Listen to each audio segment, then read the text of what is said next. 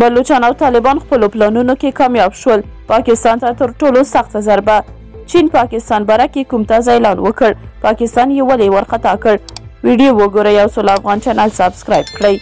پاکستانی چارواکي وایي د چین شرکتونو په خیبر پختونخوا کې پر 2 برېښنا بندونو د سعودي امیر بادشاه د کار درولو اعلان کړی دی.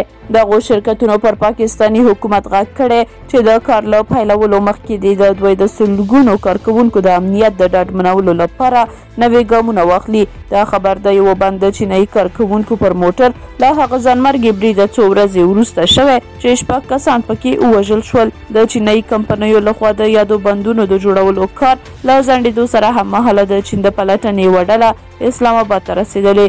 دا ډله غواړي له پاکستاني چارواکو سره د تېرې سېشنبې ورځې د برید په اړه خبرې او پلټنې وکړي.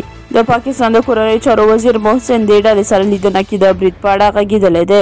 د پاکستان د کورنۍ چارو وزارت ویلي د کورنۍ چارو وزیر د جمعې پر ورځ اسلام آباد کې د چین سفارت ته ورغلی و او د برید په اړه د شوو څېړنو معلومات یې ورسره شریک کړل.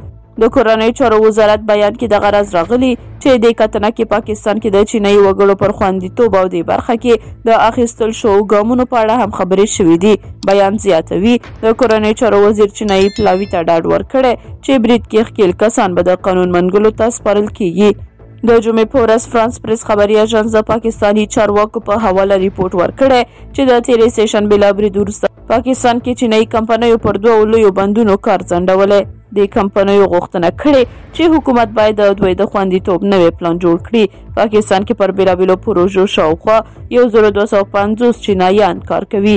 13 سېشنبه د خیبر پختونخوا د قراقرم پر لویه لاره به شام سیمه کې د چینایي انجینرانو پر موټر ځانمرګي برید وشو.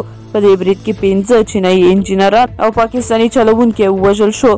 د انجینرانو پر داسو بند کار کوه. داسو بند پاکستان کې یو له لویو پروژو څخه دی چې د څه باندې 4000 میګاواټه برېښنا د تولید ظرفیت به ولري او کارونه یې شاوخوا 2 کاله وړاندې 2019 میلادي کال کې پیل شوي دي.